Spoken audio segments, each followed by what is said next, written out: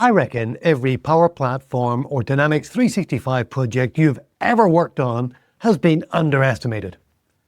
G'day, welcome to Amazing Apps. I'm your host, Neil Benson. I'm on a mission to help you master agile practices and build amazing apps on Microsoft Power Platform and Dynamics 365. Amazing Apps is the result of my curiosity and experiments with new ways of building amazing business apps and high-performing teams.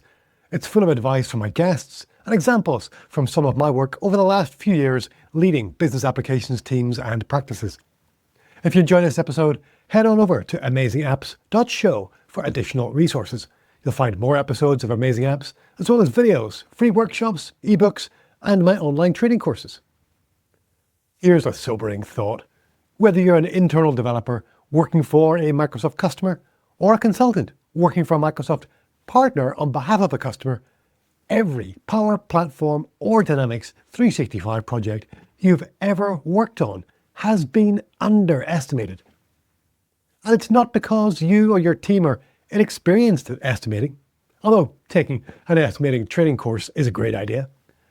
And it's not because you had one person, a lead developer or an architect, estimating all the requirements, although estimating as a team is better.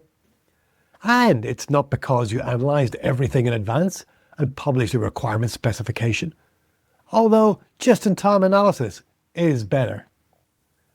And it's not because you've designed everything up front and published a design specification either, although emergent design is better. And it's not because you've estimated the effort in units of time like hours or days, although estimating in story points is better. And it's not because your team only estimated the effort involved in meeting the requirements, although risk-adjusted estimates are better. And it's not because your estimates are too precise, even though using a Fibonacci sequence is better. And it's not because your user stories weren't well written or lacked acceptance criteria, although good user stories are obviously better. And it's not because some user stories were missing altogether, although techniques like user story mapping that can reveal incomplete backlogs are better. And it's not usually because the technology or the problem domain were unfamiliar, although having technical and subject matter expertise in your team is much better. So there are 10 practices for improving your estimates. But even if you train your team in estimating projects, estimate together as a team, analyze requirements just in time, allow designs to emerge, use a Fibonacci sequence of story points to estimate risk-adjusted requirements, have amazingly unambiguous user stories, and a backlog that's close to perfection, your Power Platform or Dynamics 365 project is still going to be underestimated. And here's why. We don't win overestimated projects. It's true. Let's use a thought experiment to look back on a recent project with perfect 2020 hindsight.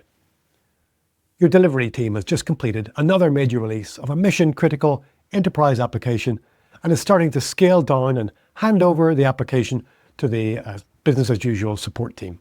Another successful project completed. This one was 1,000 story points in size. Delivering nearly 50 points per sprint on average, your team has been working diligently for nearly a year. The cost of the work? Close to $1.5 million. But when you look back at the original proposal, if you work for a partner, or business case, if you work for a customer, the estimate was just 800 story points. And you had forecast a velocity of 60 points per sprint. The project was supposed to take 6 months and cost $1 million. So what happened? The project got approved. That's what happened. No one wins overestimated projects. When the project committee reviewed the proposals they received, they naturally selected the proposal that had a project plan that fit within a budget they perceived as reasonable at the time. The underestimated plan was naturally far more likely to be approved than an overestimated plan. Underestimated plans are more likely to be approved even than a perfectly estimated plan. Although, granted, you can only know it was a perfect estimate in hindsight. In the case of your project, we had estimated 800 points, 6 months and $1 million. There was another team with another proposal that had estimated 1,000 points, a 9-month duration and a $1.5 million budget. But your underestimated proposal was the winner. It was selected. The perfectly estimated proposal was rejected because no one knew that it was perfectly estimated at the time. Your plan looked more attractive because it was a lower cost and a shorter time to value. The reality is that overestimated projects don't get approved, which means that most projects that have been approved are likely to be underestimated. The next time your sales team rings the bell because a customer has signed a statement of work, remember, that project, underestimated.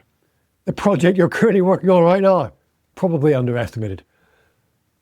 And look, I wish I had a magic wand to solve this problem, to help decision makers wisely choose the most accurate proposal, not just the cheapest. But I'm sorry, I've got to go now. We're busy renovating the back of our house. That's just over here. And I've received a couple of quotes from local builders to replace some of these windows. And I need to call back one of the builders, the one with the cheapest quote. Thanks for listening. I hope you enjoyed this episode of Amazing Apps and found it useful. I enjoy being able to create this content without relying on paid ads or sponsors. And to do this, the work is made possible by the Microsoft customers, partners, and consultants that enroll in Customery Academy courses.